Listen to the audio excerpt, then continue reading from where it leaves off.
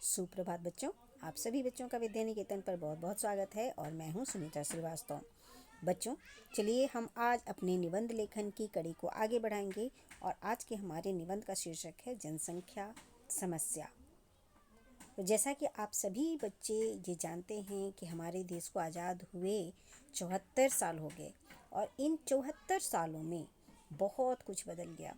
आज़ादी के वक्त हम सिर्फ जब 34 करोड़ ही थे और आज हमारे देश की आबादी 137 करोड़ से भी ज़्यादा है।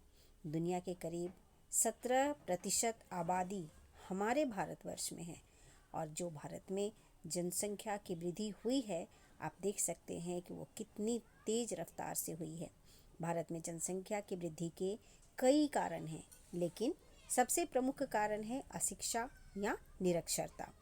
तो जैसा कि हम निबंध में सबसे पहले लिखते हैं अपने निबंध की भूमिका, फिर हम लिखते हैं प्रमुख समस्या, फिर सुविधाओं का अभाव लिखेंगे, बेरोजगारी से कौन कौन सी समस्याएं उत्पन्न हुई वो भी लिखेंगे और आज की वर्तमान स्थिति, और अंततः हम लिखेंगे उसका निष्कर्ष।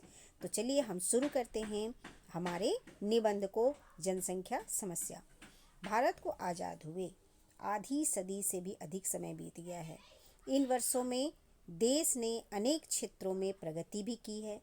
कृषि, विज्ञान, उद्योग धंधे आदि से हमारा देश बहुत तेज़ी से आगे बढ़ा है, लेकिन फिर भी उसका लाभ हमें कहीं दिखाई नहीं पड़ रहा।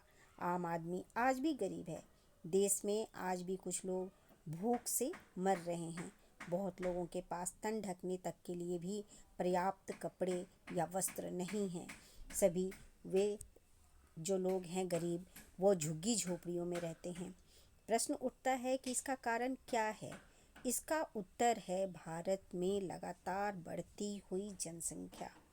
आज हमारे हर बड़ी समस्या के मूल में जनसंख्या ही एक सबसे बड़ी समस्या है।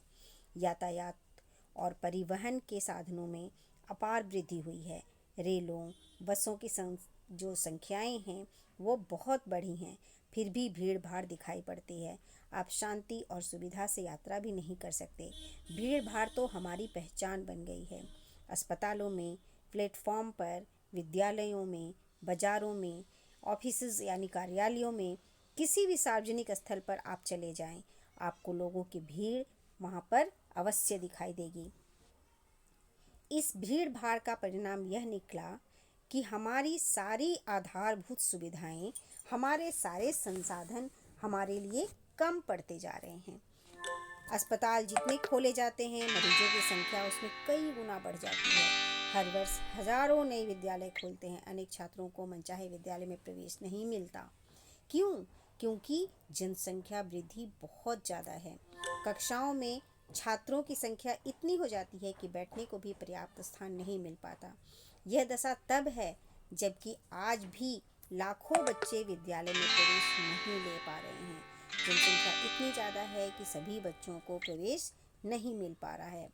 बेरोजगारी की समस्या दूसरी तरफ अगर हम देखें, बेरोजगारी की समस्या लगातार बढ़ती जा रही है। जनसंख्या वृद्धि की समस्या का ही ये एक मुख्य उपज है, जिससे हमारे युवा बेरोजगार हैं, उनके पास कोई भी काम धंधे नहीं हैं।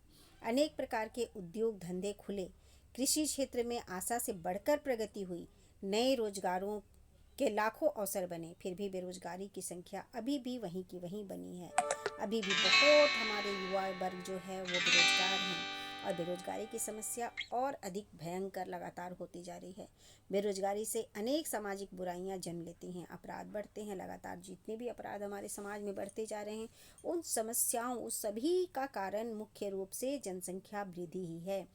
तो इससे क्या हो रहा है, हमारे समाज में अपराध बढ़ते जा रहे हैं, असामाजिक तत्व पनपते जा रहे हैं, सुख चैन और शांति भरा जीवन अब सपना सा हो गया है।